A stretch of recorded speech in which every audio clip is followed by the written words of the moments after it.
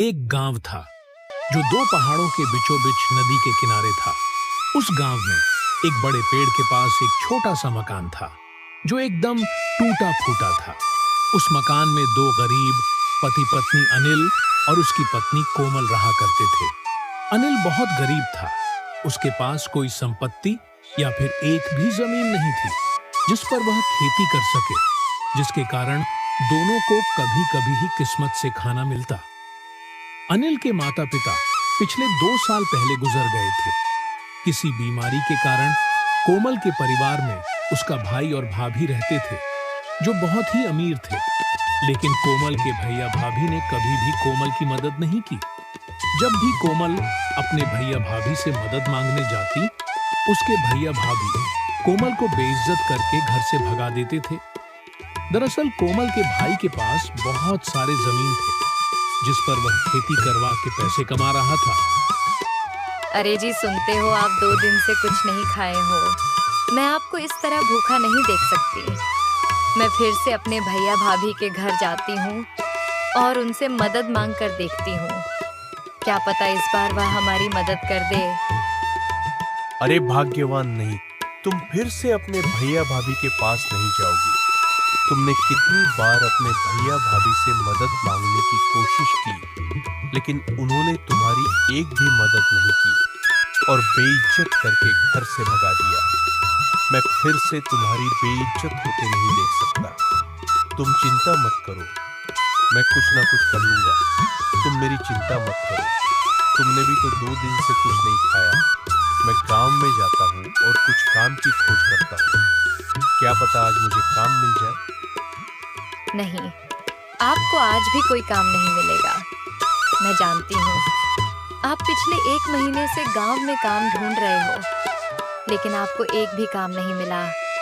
एक बार फिर से अपने भाई के घर जाकर कुछ मदद मांगती हूँ। क्या पता उन्हें हम पर दया आ जाए और वह हमारी मदद कर दे। कृपया करके आप मना मत कीजिए, सिर्फ एक बार मदद मांगने दीजिए। ठीक है भाग्यवान, अगर तुम इतना कह रही हो तो ठीक है। चलो चलते हैं तुम्हारे घर। उसके बाद कोमल अपने पति के साथ अपने भाई के घर चली जाती है।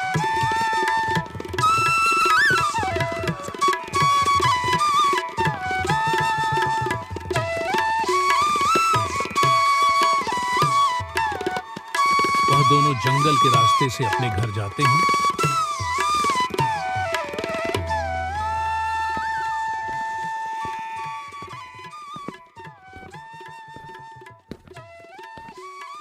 कुछ देर चलने के बाद वह दोनों भैया भाभी के घर पहुंच जाते हैं।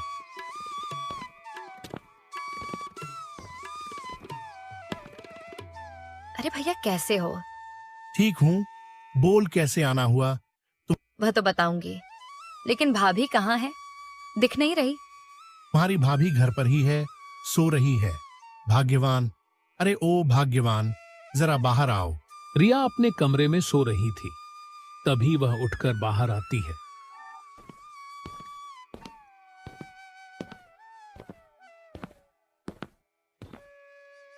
अरे क्या हुआ जी? इतना क्यों चिल्ला रहे हो? घर में कोई चोर वोर घुस गया क्या जो तुम इतना चिल्ला रहे हो? अरे नहीं भाभी, हम आए हैं। अरे कोमल, तुम इतनी सुबह सुबह यहाँ क्या कर रही हो? भाभी पहले बताओ, कैसे हो आप? हाँ हाँ, ठीक हूँ, ठीक हूँ। अब यह बकवास बंद करो और बताओ यहाँ क्यों आई हो? भैया, आप तो जानते ही हो, हमारे घर में इस वक्त बहुत दिक्कतें चल रही हैं। हाँ, चल रही है, तो मैं क्या करूँ? नहीं भैया, मैं कहना चाह रही हूँ कि इस बार हमारी कुछ मदद कर दीजिए। मैं और मेरे पति ने 2 दिन से कुछ नहीं खाया। घर में एक भी दाना नहीं है। आप कुछ मदद कर देते तो अच्छा होता। मैं क्या मदद करूँ तुम्हारी? भैया, आप कुछ पैसे मुझे उधारी में दे दीजिए। हमारी स्थिति ठीक होते ही हम आपको सारा पैसा लौटा देंगे। अरे नहीं नहीं, तुम फिर से पैसे मांगने आई हो। अगर मुझे पहले पता होता कि तुम पैसे मांगने आई हो तो मैं तुम लोगों को घर में घुसने ही नहीं देती। हमारे पास कोई पैसे वैसे नहीं है तुम लोगों को देने के लिए। अब चलो निकलो यहाँ से। अरे भैया, आप तो कुछ मदद कर दीजिए हमारी। हमारे घर में कुछ नहीं है। तुम्हारी भाभी ने अब क्या कहा? सुना नहीं तुम लोगों ने? अब चलो यहाँ से निकलो। ये सुनकर दोनों वहां से अपने घर लौट जाते हैं।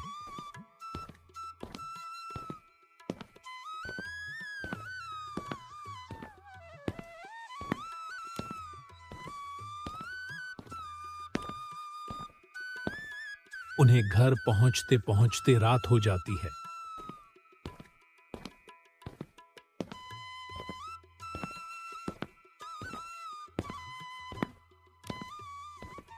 ए जी, आज भी हमें भूखा सोना पड़ेगा। हाँ भाग्यवान, आज भी हमें भूखा ही सोना पड़ेगा।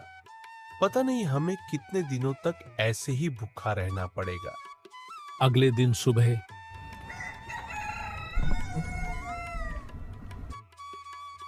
अरे भगवान, मैं गांव में जाकर काम ढूंढता हूँ। क्या पता कोई मुझे काम दे दे। हाँ हाँ, आप जाइए, भगवान का नाम लेकर जाइए।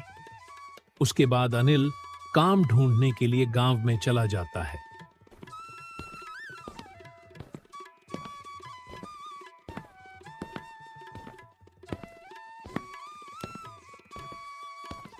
वह गांव में सबके घर काम ढूंढने के लिए जाता है, लेकिन एक भी जगह उसे काम नहीं मिलता। आखिर में वह हरिनंदन के घर जाता है। हरिनंदन बहुत ही नेक और साफ दिल का इंसान था। वह गरीबों की हमेशा मदद करता था। अनिल उसके घर जाता है।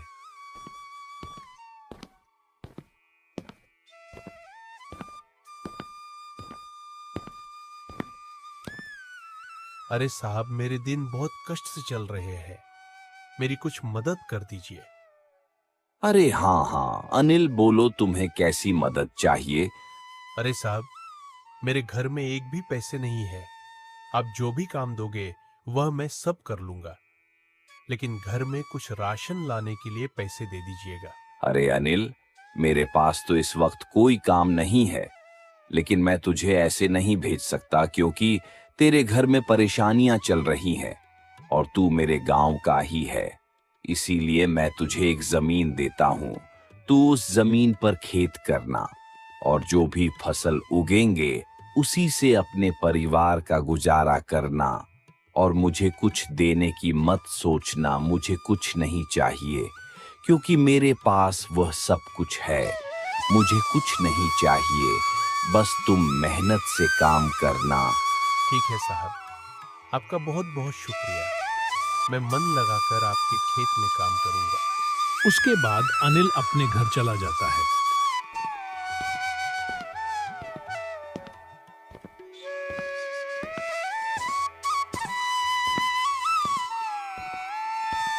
अरे ए जी, क्या आपको गांव में काम मिल गया क्या? अरे हाँ भाग्यवान, मुझे गांव में काम मिल गया। हमारे गांव में जो हरिनंदन नाम का आदमी है, उन्होंने मुझे अपनी एक जमीन दे दी है और उन्होंने कहा है कि मैं उनके खेत में काम करूं और जो भी फसल होंगे उनसे मैं अपने परिवार का ख्याल रखूं। आज मैं बहुत खुश हूँ। भगवान ने हमारी सुन ली। अब हमें भूखा नहीं सोना पड़ेगा। अब हम भी हमारा पेट भर सकेंगे। अरे ये तो बहुत खुशी की बात है। भगवान का लाख लाख शुक्र है जो आपको काम मिल गया। अब मैं कल से खेत में काम करना शुरू कर दूंगा।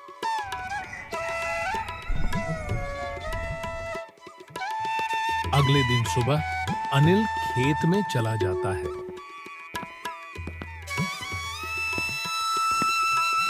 और काम करना शुरू कर देता है।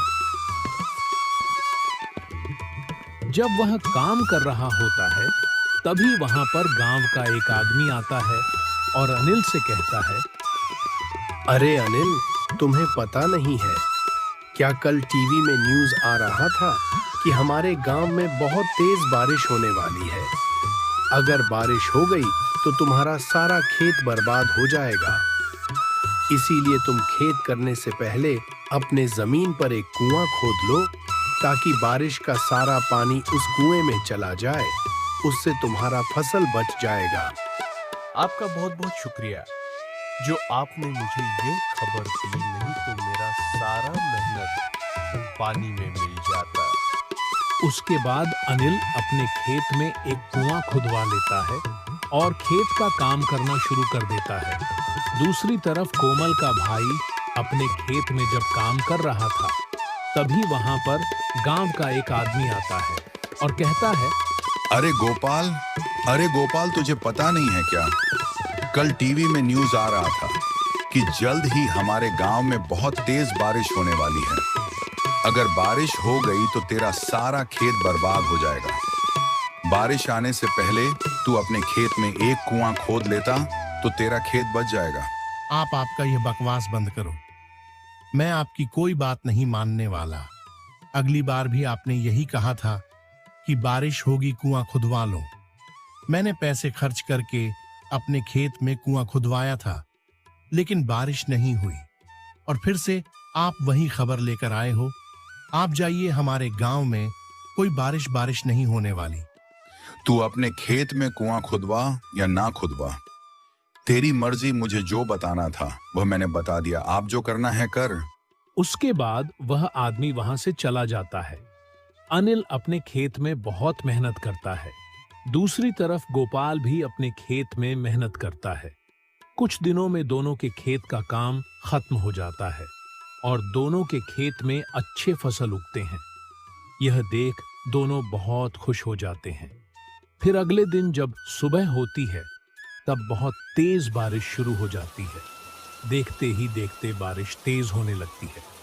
अनिल का खेत इस बारिश से बच जाता है, क्योंकि अनिल ने जो अपने खेत में कुआं खुदवाया था, उस कुएं में बारिश का सारा पानी चला गया। इसीलिए अनिल का खेत बच गया। लेकिन दूसरी तरफ गोपाल का खेत नहीं बच पाया। कुछ ही घंटे में बारिश रुक जाती है। बारिश रुकने के बाद गोपाल अपने खेत को देखने के लिए चला जाता है। जब वह अपने खेत को देखता है, तब उसके पैरों तले जमीन खिसक जाती है, क्योंकि उसका सारा खेत बारिश के कारण बर्बाद हो गया था। हे भगवान, मेरा सारा खेत तो बर्बाद हो गया। इस बार तो मेरा बहुत सारा नुकसान हो गया। मैंने तो अपना सारा पैसा इस खेत में लगा दिया। हे भगवान, यह मेरे साथ क्या हो गया? काश मैं उस दिन उस आदमी की बात मान लेता, तो आज मुझे यह दिन नहीं देखने पड़ते। उसके बाद वह अपने घर चला जाता है। ऐसे ही कुछ दिन बीत जाते हैं और अनिल अपने फसल को बेचकर खूब सारा पैसा कमाता है। दूसरी तरफ गोपाल के घर खाने तक भी पैसे नहीं थे। तभी गोपाल की पत्नी गोपाल से कहती है, अरे जी, मुझसे यह भूख अब सहन नहीं हो पा रही। चलो हम तुम्हारे बहन के घर कुछ मदद मांगते हैं। अरे भाग्यवान, हम किस मुंह से अपने बहन के घर जाएंगे? क्योंकि मेरी बहन ने बहुत बार हमसे मदद मांगी, लेकिन हमने एक बार भी उसकी मदद नहीं की। वह बार बार मदद मांगती रही, लेकिन हमने उसे बेइज्जत करके भगा दिया। वह सोचती रही, भाई हूँ, उसका मदद करूंगा, लेकिन मैंने एक बार भी मदद नहीं की। झूठ बोलता रहा कि पैसे नहीं है मेरे पास। अब उस गलती की सजा दे रहे हैं भगवान हमें, और हमें भुगतना भी चाहिए, क्योंकि हमने बहुत बड़ा पाप किया है। तो दोस्तों, इस कहानी से हमें यह सीख मिलती है